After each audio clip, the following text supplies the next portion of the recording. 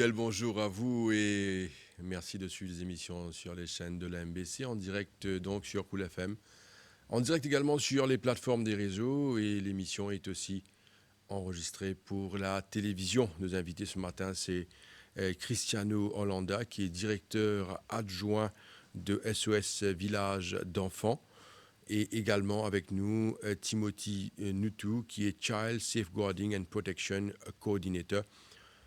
Vous avez déjà compris qu'on va parler ce matin sur la situation des enfants. On va parler de la protection des enfants. Et il est aussi bon de comprendre ce qui se passe dans SOS Village. Messieurs, bonjour. Alors, deux représentants de SOS Village ce matin. Lien Pontant qui nous comprend une problématique qui concerne les enfants. Aux antennes, t'allais là quand nous peut causer. Moi-même, je suis choqué d'apprendre qu'il y a quand même une centaine d'enfants qui, dans un village, un SOS village, c'est-à-dire qui sont des enfants qui passent dans SOS village, qui est encadrés par SOS village. Et nous pourrons ici comprendre aujourd'hui que font ces enfants dans SOS village, pourquoi ils sont là-bas. Et aussi, l'émission, il y a une grande partie qui est pour consacrer à la protection des enfants. Quand nous causons enfants, bien souvent, ne pas exclure les parents, le rôle des parents dans ce cheminement, dans l'encadrement des autres enfants. Alors, messieurs, encore une fois, bonjour et bienvenue dans l'émission. Merci beaucoup. Merci pour l'invitation. Oui, c'est ça. Nous sommes contents de comprendre, effectivement, Cristiano Hollanda. Ce que SOS Village fait. C'est quoi SOS Village d'enfants? OK. SOS Village, c'est un ONG qui est créé déjà fait 33 ans, qui nous existait dans Maurice et qui nous met nos but principal, c'est principalement pour accompagner les enfants qui perdent le cercle familial et aussi les parents. Et aussi de l'autre côté, les enfants qui sont abusés et tout, et qui nous gardent de soins.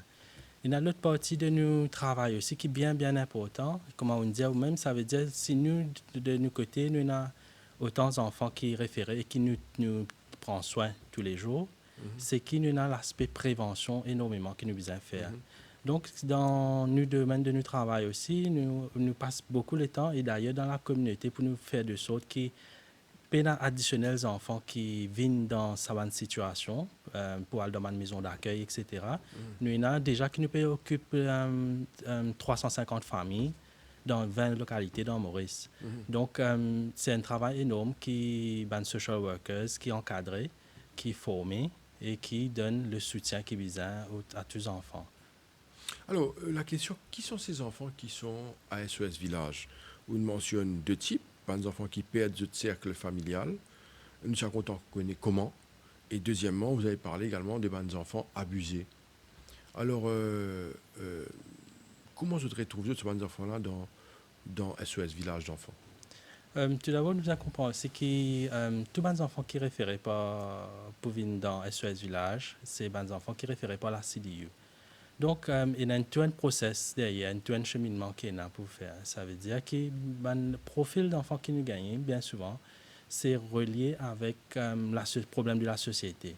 Donc, il est normal que quand un enfant passe par un traumatisme dans une famille, il n'est pas capable de rester dans ce cercle-là même. Il ne pas dire qu'il n'est pas capable de retourner dans ce cercle-là après, mais il y a un travail qui est besoin de faire, un travail de réhabilitation qui est besoin de faire.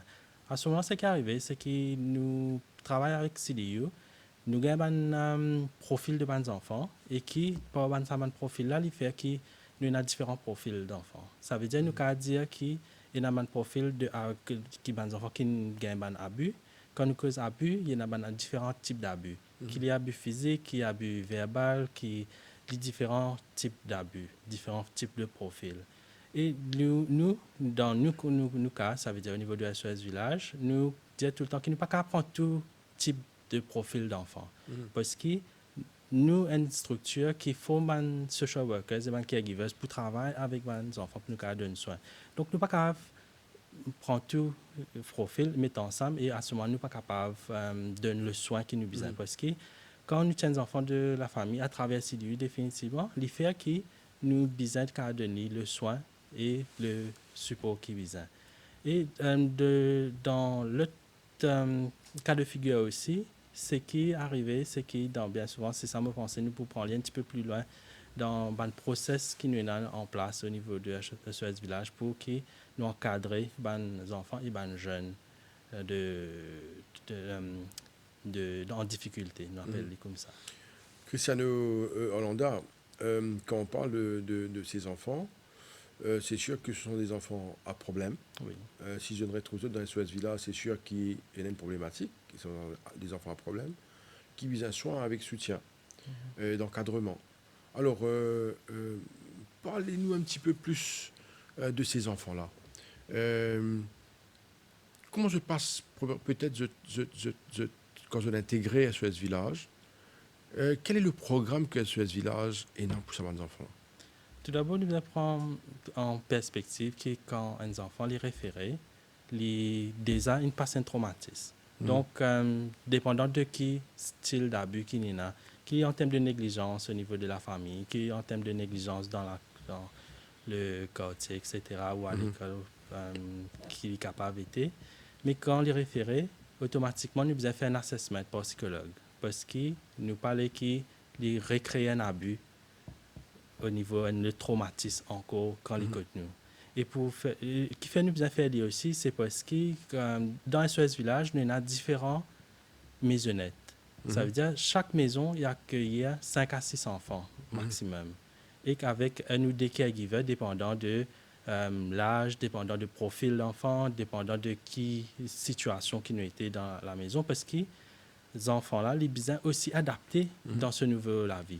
Et pour faire ça, c'est là qu'il rentre en jeu, c'est que les psychologues avec le caregiver et les social workers, besoin développent un plan sur l'immédiat, short term, pour que les enfants soient adaptés et qu'ils n'aient pas perdu repère. Parce que s'ils commencent à perdre repère, c'est là qu'ils commencent à gagner les autres problèmes. Et nous devons aussi réaliser que quand les sans l'environnement, un enfant sans l'environnement, les rentrent les amènent avec lui sur différents problèmes qu'il y design.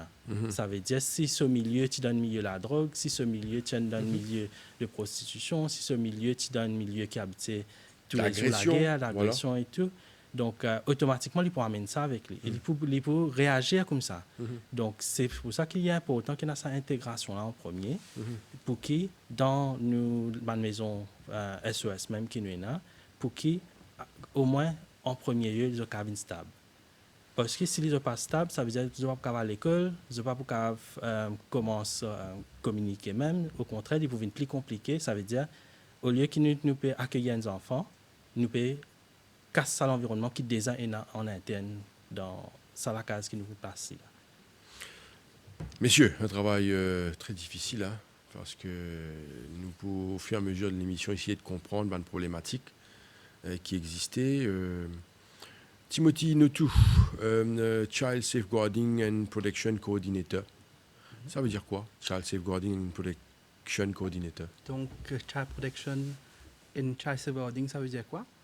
Tout d'abord, la protection des enfants, c'est une perspective large. C'est-à-dire toute une mesure, toute une loi qui existe dans l'île Maurice qui compose la protection des enfants d'un point de vue global.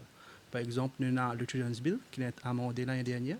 Nous avons aussi toute une ONG qui travaille pour la protection des enfants. Nous avons aussi le ministère Gender à travers SDU qui peut donner un service pour la protection des enfants. Maintenant, l'aspect de safeguarding, c'est du point de vue de l'organisation. Par exemple, nous, SOS Village, safeguarding, c'est toute une mesure d'éducation qui nous fait avec nos différents target groups, comme les mamans SOS, comme les jeunes, comme les staffs. Toute une prévention qui nous fait, par exemple, un risk assessment, que c'est un petit peu dans différents profils. Ou imaginez-vous bien quand nous avons différents profils, c'est-à-dire garçons, filles, adolescents, préadolescents, petits, qui concentrés dans un seul village, et là, un risque qui est capable d'être associé.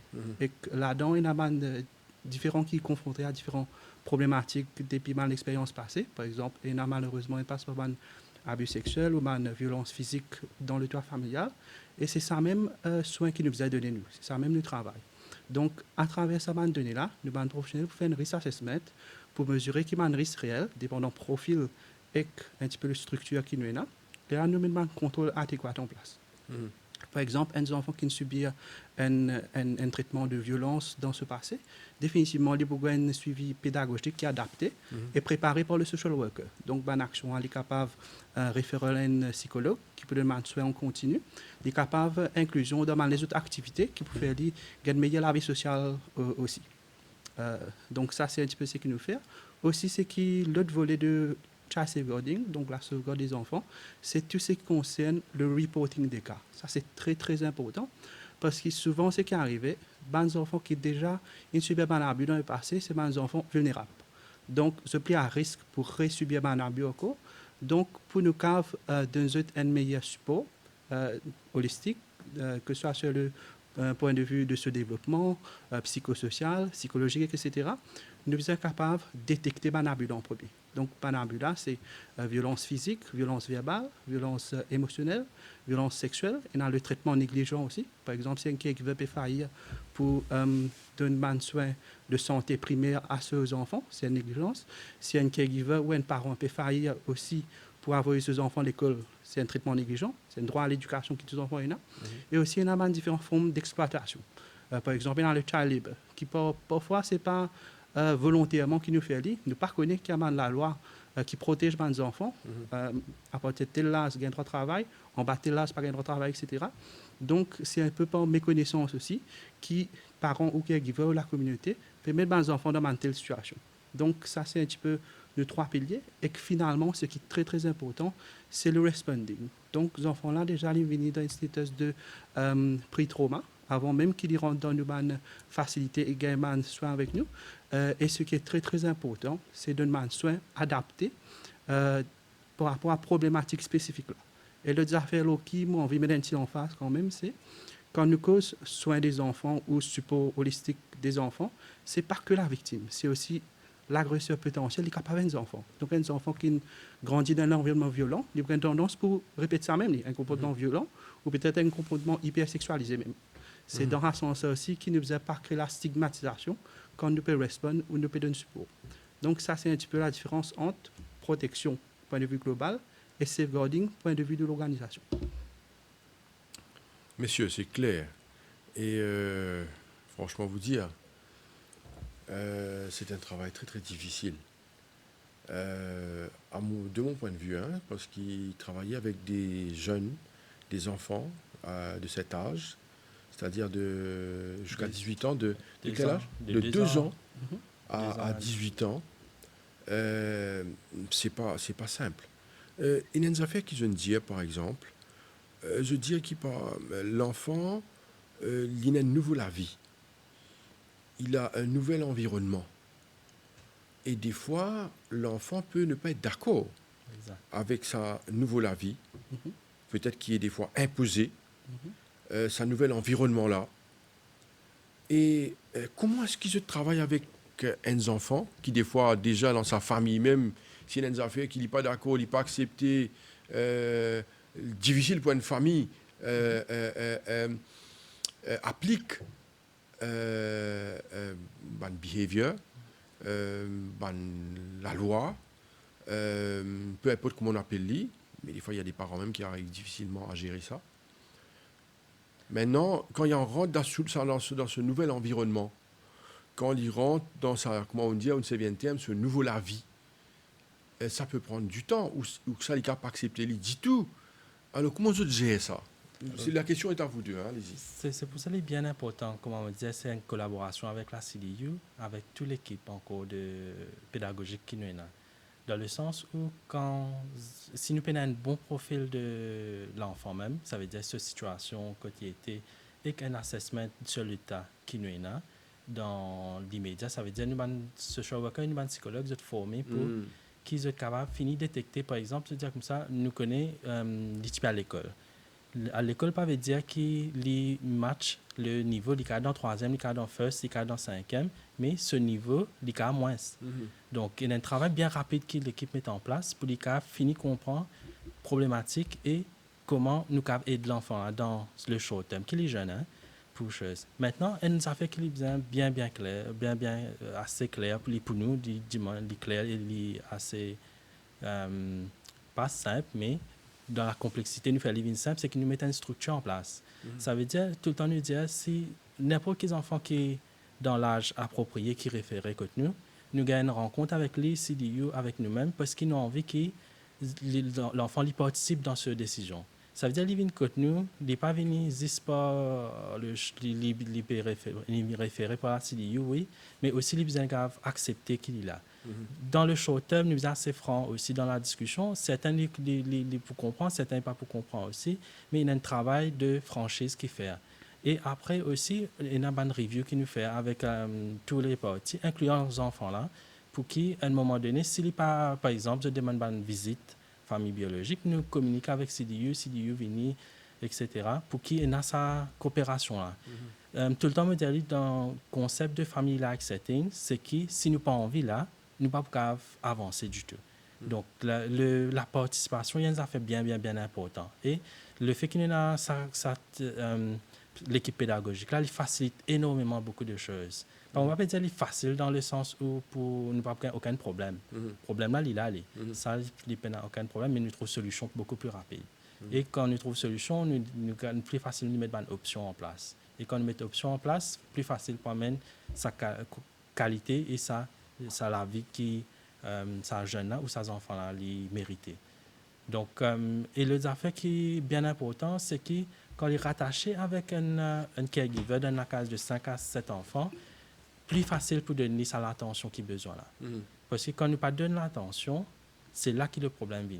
Quand nous commençons à éloigner, ça veut dire dans le sens où l'équipe n'est pas présente, là nous définitivement ça lui crée plus de problèmes. Parce qu'automatiquement, quand on est applicable à tout le monde, quand nous sommes dans l'environnement, automatiquement, nous avons qui s'en a qui est à côté de nous. Mais si nous ne sommes pas là pour accompagner chaque enfant qui rentre, la vie est compliquée. Même question adressée à vous, Timothy Nutu. Oui, exactement. Peut-être pour faire écho un petit peu à ce que Christiano fait mentionner. Par expérience, je suis capable d'affirmer pendant qu'un enfant, malgré ma facilité matérielle et pédagogique que nous avons donnée, qui pour préférer un centre qui est avec ses parents. Ça, dès le départ, nous sommes clairs là-dessus. Et aussi, nous sommes assez conscients qu'ils enfants là aussi, ils sont animés par un sentiment de rejet quelque part. C'est-à-dire, nous causons beaucoup en termes de loi, etc. Mais l'enfant, il aime, pour lui, il n'est pas mesuré, c'est quoi ça, un abus, etc. Il n'est pas mesuré, négligence, pour qu'il me passe là, c'est une négligence, et il mérite une autre chance ailleurs. Donc, pour lui, quelque part, il enlève de la famille, de ce parent, et il met dans un nouvel environnement. Et c'est donc là que le travail a commencé. Christian Huynh citait un petit peu à travers tous les outils, à travers toutes les personnes qualifiées qui nous sont là, mais peut-être mettre l'emphase aussi sur la professionnalisation du travail social, la structure qui est déterminante. Parce que peut-être dans l'imaginaire collectif, quand nous cause social, quand nous cause différents services, nous avons tendance à penser un petit peu système de volontariat ou soit système de bénévolat. Mais là, peut-être c'est l'occasion de casser le mythe un petit peu. Le travail pédagogique en termes d'adaptation, en termes de réponse adaptée, adéquate pour les enfants, dit que possible si une bande professionnelle formée dans différents secteurs, comme le travail social, comme la psychologie, etc., ainsi de suite. Peut-être un autre élément d'intégration que nous essayons de mettre en place, que nous, SOS Village, nous avons énormément à dedans, c'est le Child and Youth Participation. Donc, la participation des jeunes et des enfants pour accueillir les nouveaux qui peuvent venir. Donc, chez nous, nous avons aussi une position qui s'appelle un Youth Department, donc nous avons un Youth Coordinator, ainsi de suite. Et je anime un Youth Committee, qui cause différentes thématiques, comme le Life Skills, etc. Donc, à travers les jeunes aussi, à travers la voix des jeunes, nous assurer la participation des jeunes et des enfants pour accueillir et pour donner un bon accueil, justement, les nouveaux qui viennent aussi. Donc, parfois, nous dire que un zen cause avec un zen, un enfant cause avec un enfant, c'est notre impact. Définitivement, c'est notre impact. Messieurs, il est intéressant ce que vous avez abordé comme question là sur la professionnalisation du travail social. Nous rentrons un petit peu là-dedans parce qu'il est important qu'il y ait des gens qui comprennent ça. Quand on parle du travail social, bien souvent, nous avons tendance à croire que le travail social, c'est un travail volontaire. Beaucoup de volontariat, oui, mais n'empêche que quand on parle de professionnalisation, d'expertise, parce que là, quand on nous pécose un dossier qui concerne les enfants, c'est pas venu d'un petit coup de main là. Hein. C'est un travail en profondeur, beaucoup de psychologie. Et comment je te percevoir ce nouvelle approche aujourd'hui de bande professionnelle dans le domaine social? Je vous écoute. Euh, D'ailleurs, Lola, sur ce sujet-là, NCIF peut faire un gros travail, dans le sens où récemment, pas juste récemment, mais je peux continuer à mettre en place un système pour qui encourage les personnes à rentrer dans le social et une structure avec capacité building et tout. Au niveau de SES, nous accueillons ça beaucoup, bien favorablement, parce que dans le sens où que nous avons fait un système de shifter de sa partie de volontariat, qu'on nous dit, à un système plus structuré et ajoute la partie pédagogique là-dedans. Parce que nous avons rendu compte aussi que la partie pédagogique, c'est ça même plus important. Parce que le caregiver, quand il peut donner sa soutien qui est là, il peut faire de sorte qui, comment dire, il retire tout stress qui est capable sur la vie causer. Et il est aussi capable de détecter toute la partie de problèmes qui peut venir plus devant pour les accompagner. Maintenant, professionnalisation, il n'y a pas des affaires qui nous à l'école, nous à l'université, nous mettre en pratique. Non. C'est tout un accompagnement et l'expérience qui nous a. Oui.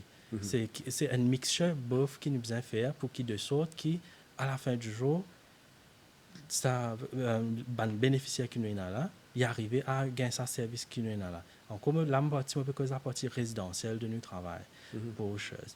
Mais le plus important aussi là-dedans, c'est que nous avons un assessment au niveau de chaque organisation, comme à nous-mêmes.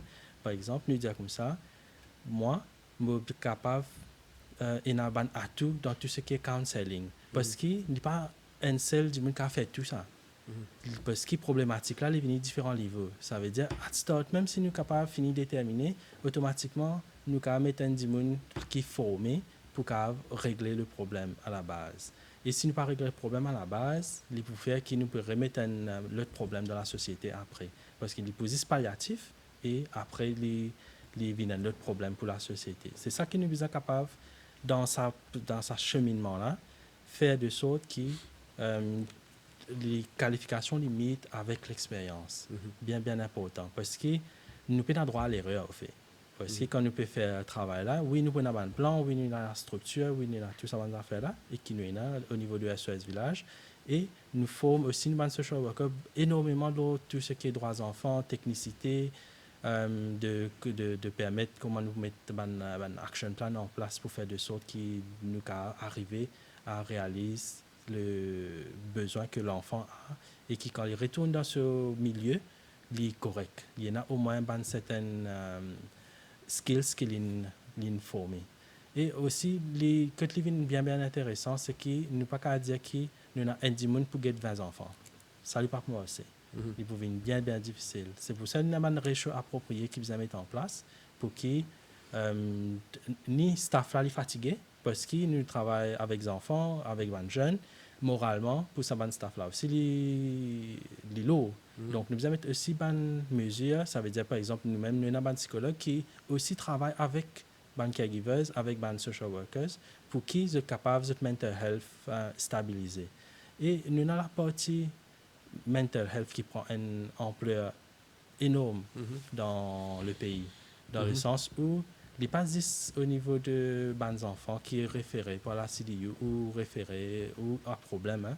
C'est d'un milieu de tout un chacun. C'est un gros travail de awareness qui nous a fait là pour qui faire de sorte que le bien-être est applicable à tout le monde. Et quand le bien-être est OK, faire qui automatiquement sa partie de professionnalisation du secteur devient quelque chose de normal.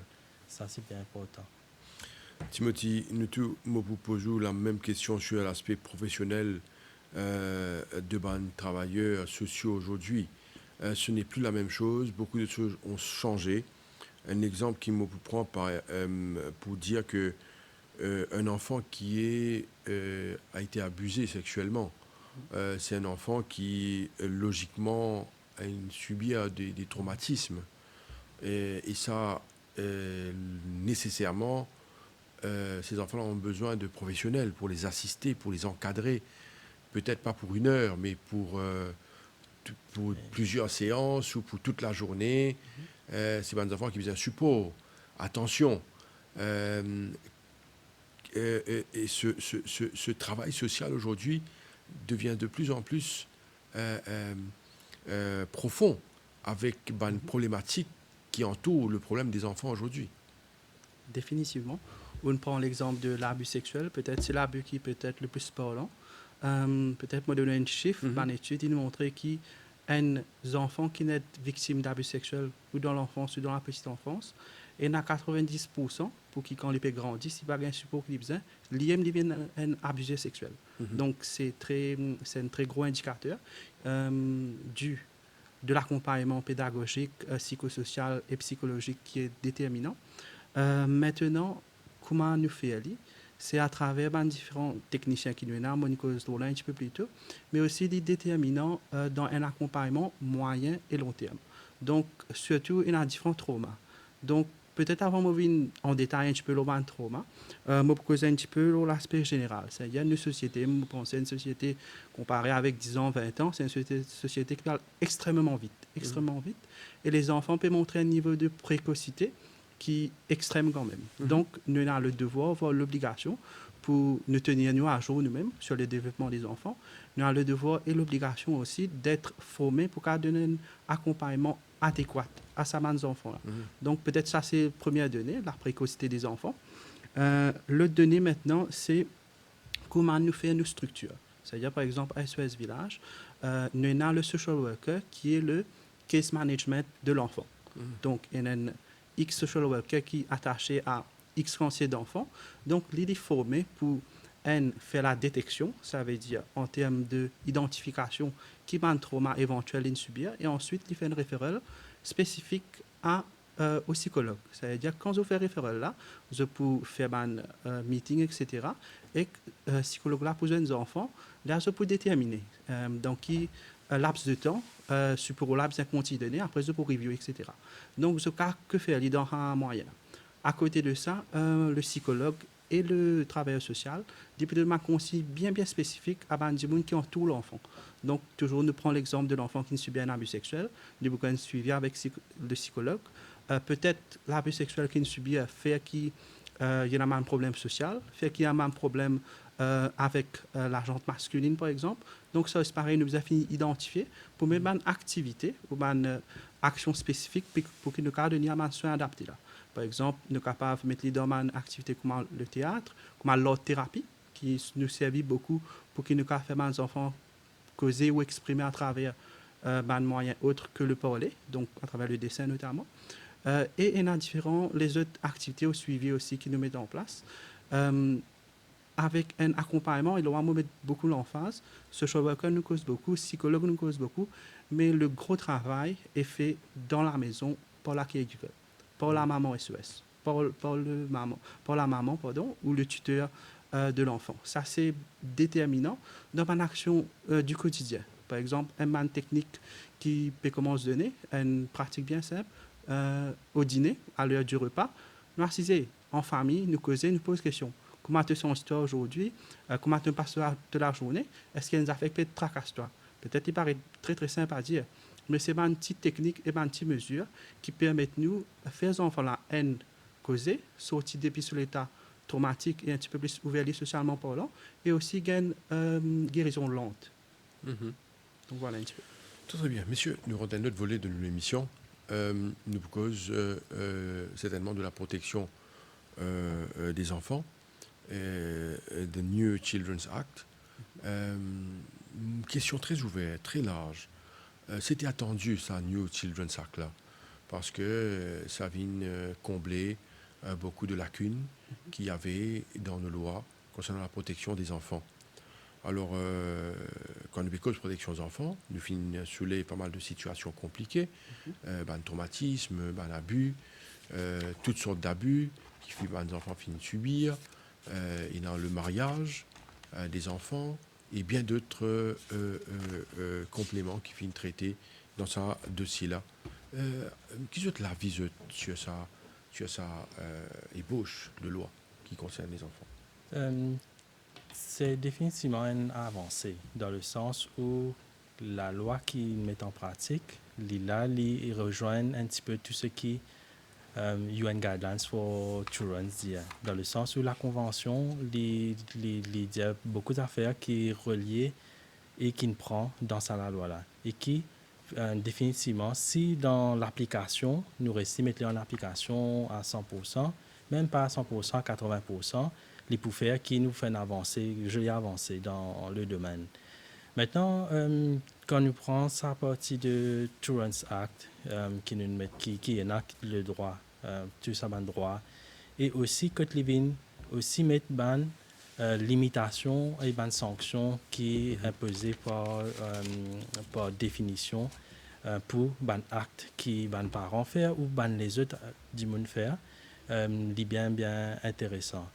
Mais Côte Living beaucoup plus intéressant pour nous dans nos domaines, ça veut dire quand nous prenons au niveau de la protection ou au niveau de tout ce qui est residential care, c'est qu'il est relié avec le document que l'ombudsperson qui préconisé dans ce même rapport, etc., Côte est très relié avec la déinstitutionnalisation, qui est une affaire qui est bien important, que il favorise une structure adaptée pour les enfants qui sont dans le besoin.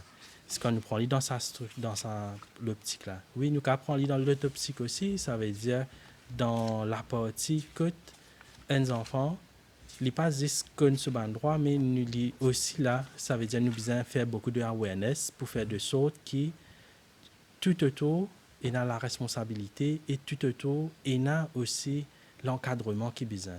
Parce que dans la loi là, il y a beaucoup de mécanismes qui besoin mettre en place qui fait que pour la loi qui est structurée, nous besoin d'un officier qui est formé, nous besoin d'un professeur qui est formé parce qu'il découvert le tout. Comme tu peux dire, il y a beaucoup d'éléments de UN Guidelines là-dedans qui fait que un enfant, si nous lions la loi là, il couvert le tout. Ça veut dire la partie d'éducation, la partie de traitement, la partie de bien-être, quand nous cause participation, quand nous cause tout ce ban droit, etc. Il fait qu'il y en a beaucoup de matières qui nous peuvent explorer encore et qui beaucoup de mettre en place, mais beaucoup encore reste à faire.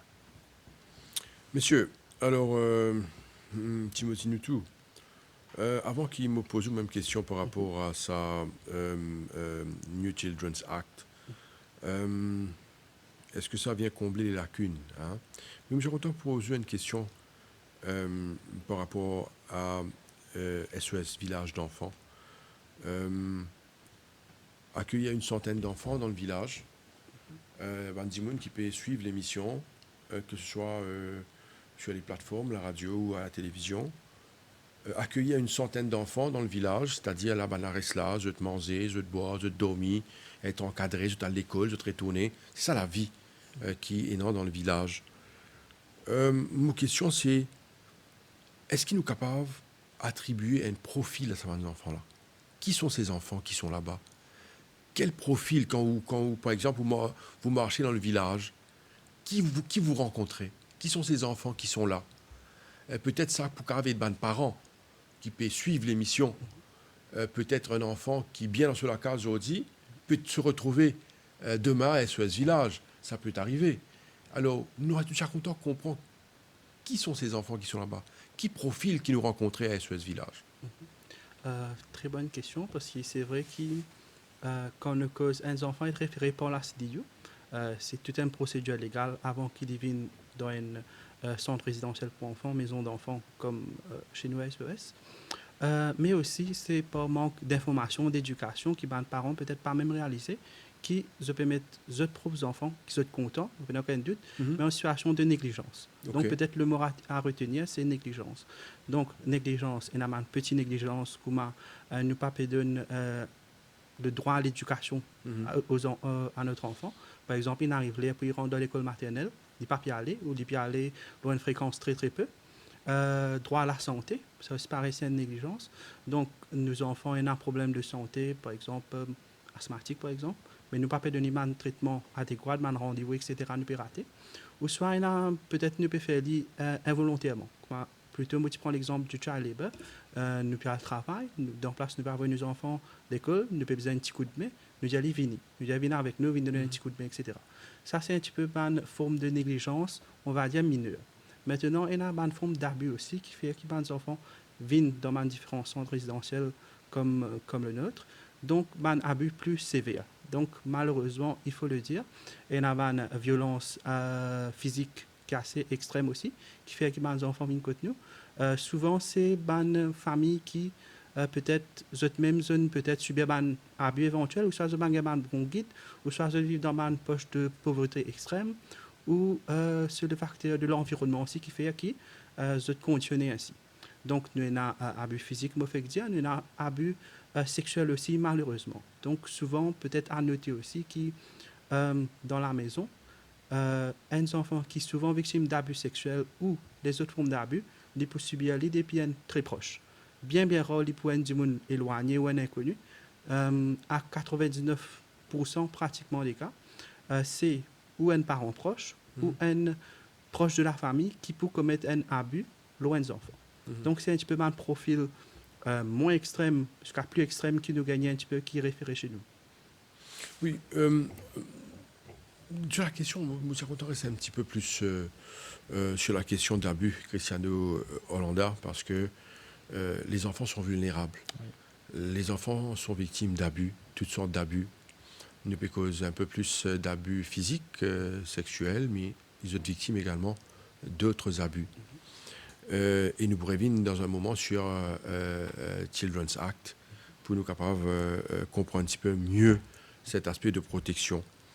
Est-ce que vous pensez vraiment que les enfants ont besoin d'être protégés?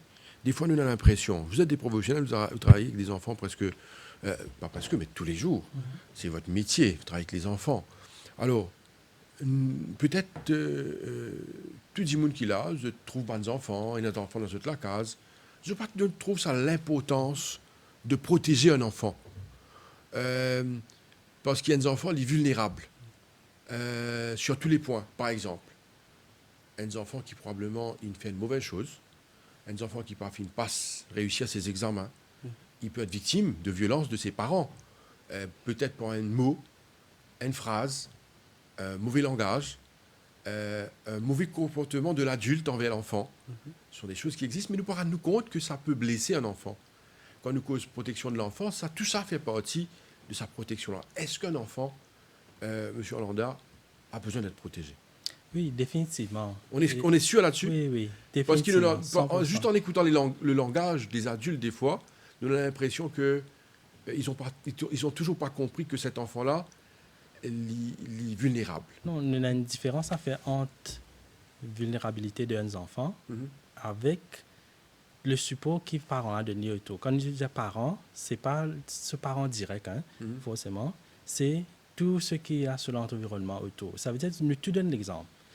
Ça veut dire que quand un enfant qui fait me dire qu'il mérite et qu'il est bien protégé, c'est que tous enfants, comme que enfants, veut dire pour le sens large, il fait qu'il est bien faire droit à l'erreur.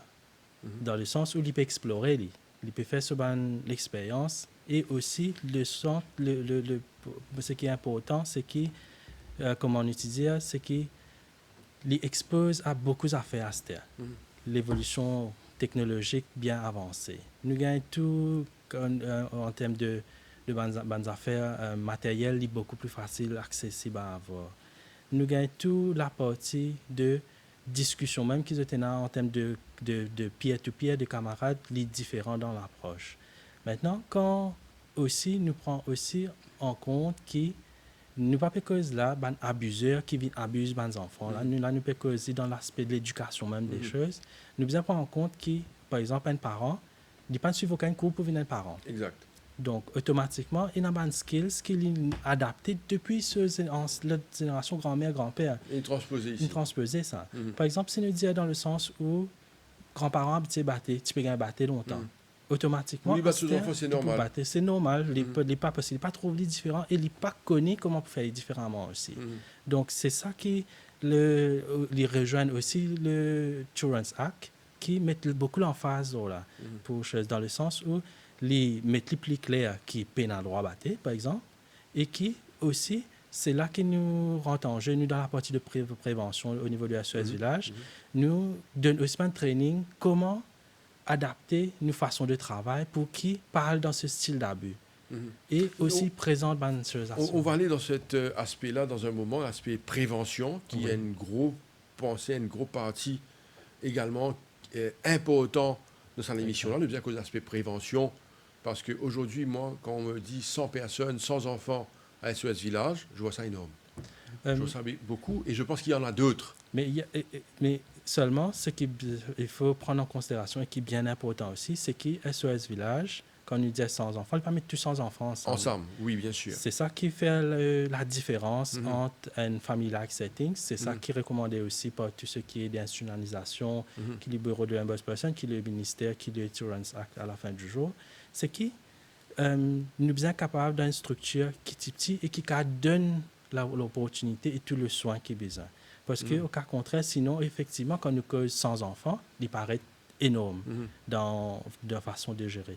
Mais oui, de l'autre côté, il est énorme pour un pays comme Maurice, et il y a autant d'enfants qui subissent un abus. Mais je pense qu'il y en a plus. Oui, il y a plus. Il y en a plus, mais peut-être avec les structures, vous pouvez accueillir peut-être une centaine. Oui. Mais quand on peut dire centaine, certainement, ce n'est pas 100 dans le sens que 100 enfants ensemble, non.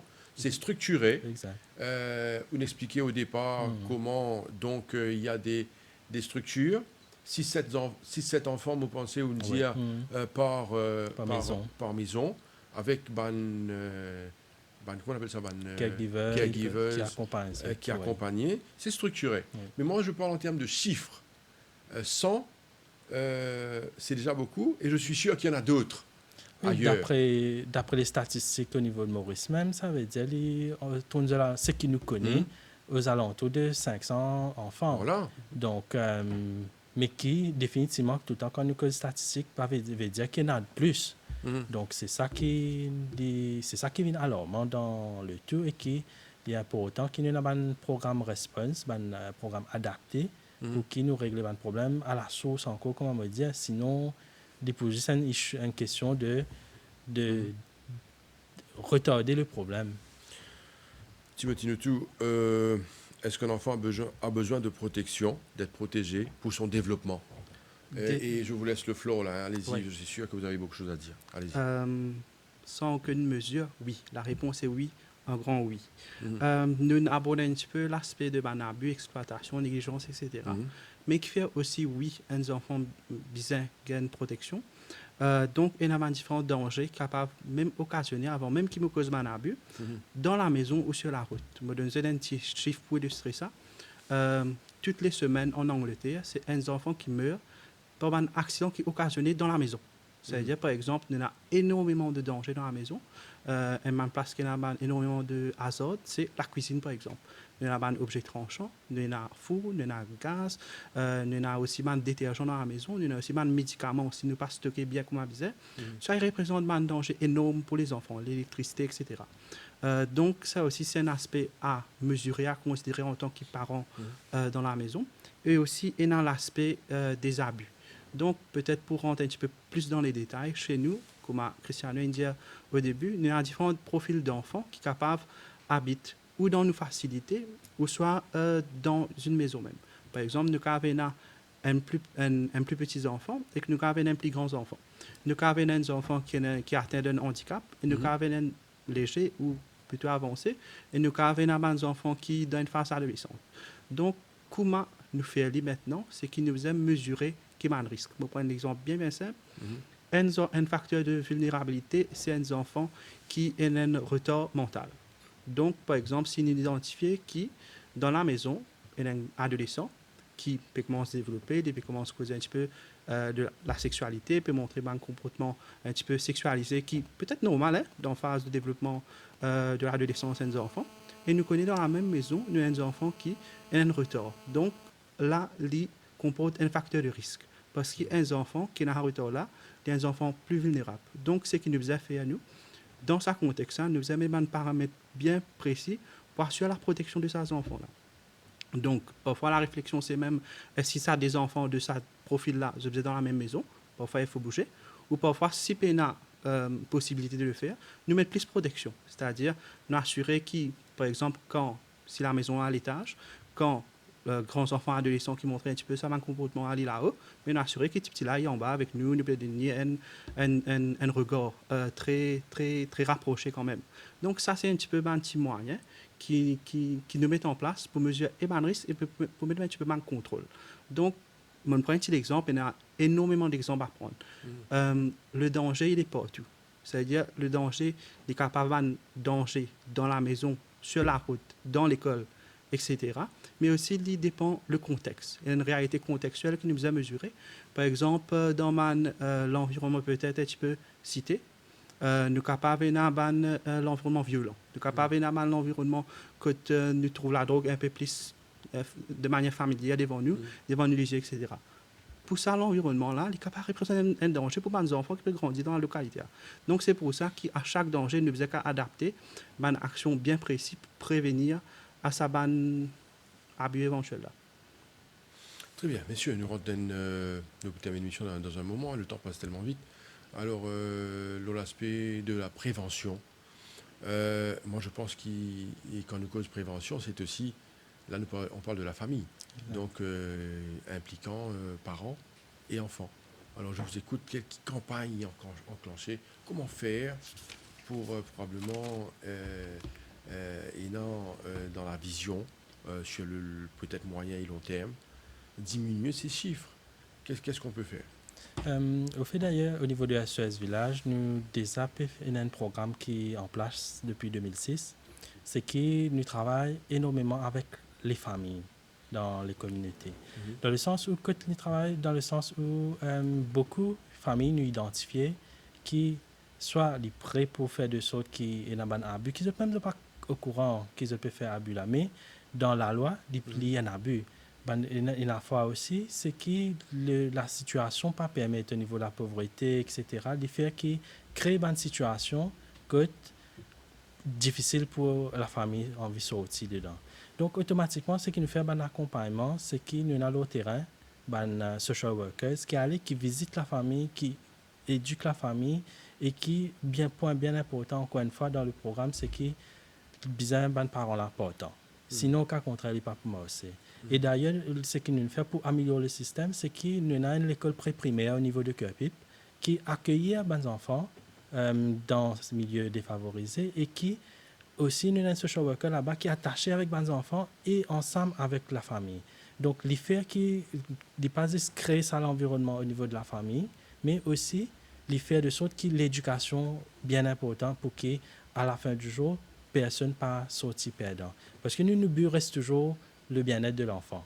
Si nous restons travailler avec l'enfant, nous restons faire de sorte que l'enfant gagnant, automatiquement, le cycle qui peut arriver, c'est qu'il y a moins d'abus, automatiquement, il peut connaître quand il y a un abus ou un seuil de tolérance peut dépasser et il peut attirer l'attention sur un professeur, il peut attirer l'attention de l'autorité ou un affaire bien important qui nous fait aussi, c'est que nous travaillons avec des gens dans la communauté. Comment nous dire, c'est que nous là, après nous pouvons sortir, nous pouvons aller. Mais par contre, les gens qui restent dans la communauté, je reste la même chose. Je connais que quand on a abus, ça même au niveau de Timothy, etc., je fais une session d'intervention avec un social worker. Je forme des gens qui est important dans la communauté et je fais de sorte que je relié à les autres problèmes de société. Parce que nous sommes au courant aussi que dans beaucoup de situations, c'est une famille qui est déjà brisée ou déjà vivent dans une situation de drogue ou d'autres choses que les enfants pas, je dis, victimes de ça. Donc, nous là pour donner tout ça support qu'il y a autour là, à ce moment. Timothy Nutu, nous sommes capables de cause de cet aspect de sensibilisation qui est attaché également avec cette affaire de New Children's Act. Est-ce que vous pensez que les lois visent à être connues par les enfants et aussi par les adultes? Est-ce que la sensibilisation implique également la connaissance des lois, que ce soit par les parents et les enfants? Définitivement. Je pense que c'est un facteur déterminant pour qui nous allons diminuer le nombre à long terme d'abus qui nous gagnent par an. Donc, le bill, peut-être, il y a un aspect assez technique parce que c'est une offense attachée à différentes sanctions, etc. Mais ce qui nous essaie de faire un petit peu sur le terrain, c'est qu'il nous fait catégoriser différentes formes d'abus nous créons l'information d'une façon bien simple. Parce que nous faisons, premier travail que nous faisons faire, nous faisons identifier c'est quoi nos target group.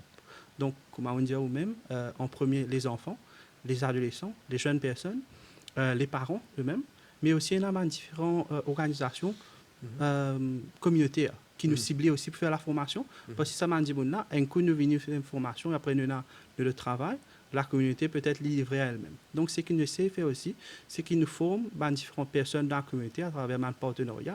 Donc, différentes ONG qui travaillent pour l'inclusion des familles dans X localités, ou les autres ONG qui nous fait partenariat, qui ont la même mission que nous un petit peu. C'est-à-dire pour prévenir à ce que les familles soient brisées. Donc, ce qu'il nous fait, du moment qu'il nous finit d'identifier ce target groupe-là, à ce moment-là, nous pouvons adapter nos discours, nos contenus de ce qu'ils ont envie de présenter, comme le Children's Bill, d'une façon très accessible. Ça veut dire ne pas prendre l'aspect technique, législatif, etc. Nous pouvons énumérer, par exemple, c'est quoi qui la loi à dire, par exemple. Par exemple, vous prenez un exemple, le phénomène de bullying, qui est le harcèlement, qui est très, très présent et un sujet d'actualité mondiale, ça, internationale. Ça se paraît, c'est une préoccupation. Donc, nous faisons une discussion dans un langage très, très simple pour nous expliquer c'est quoi le harcèlement. Par exemple, nous peut cause bullying. Bullying n'est que possible, à la différence de abus physique ou émotionnel, n'est que possible sur une audience. Donc, bullying, c'est quand un groupe de personnes ou une personne peut harceler un autre monde, mais devant regard une audience. Donc, ce que nous travaillons à faire aussi, c'est comprendre c'est quoi le bullying là. Il y a un travail à faire avec celui qui peut occasionner le bullying, mais il y a un travail à faire avec l'audience aussi. Comment nous pouvons créer la compassion, l'empathie, comment nous pouvons faire du monde, mais dans soulier un petit peu les autres enfants, les personnes vulnérables, etc. Donc, c'est un petit peu un moyen qu'il nous fait pour nous faire prévention dans la communauté à travers un ciblage quand même qui est assez précis. Donc, c'est un petit peu ce qu'il nous fait. Peut-être un petit mot qui m'a ajouté aussi, une petite cause prévention dans la communauté, mais aussi dans ma organisation qui travaille avec les enfants. C'est très, très important d'avoir une structure préventive. Je prends l'exemple, nous avons beaucoup de programmes, social worker, enfants, etc. Mais il y a la partie de tout ce qui compose une organisation. Par exemple, il y a HR, il y a fundraising, il y a différents départements dans une organisation.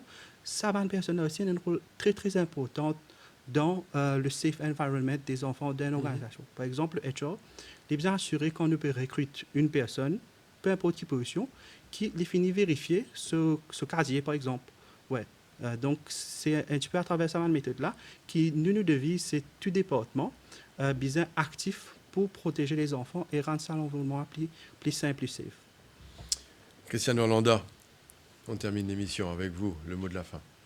Le mot de la fin, c'est définitivement, tout le monde est là pour protéger les enfants et les jeunes. Donc, si on n'arrive pas à faire ça, il y a les lois définitivement, mais c'est tout un travail derrière au niveau de toute la communauté, toute partie prenante, pour faire de sorte qu'à la fin du jour, nous avons un avenir meilleur. Et du moment que nous avons un avenir meilleur, nous prenons moins d'abus, et quand nous avons moins d'abus, nous avons un safe environment qui est mieux.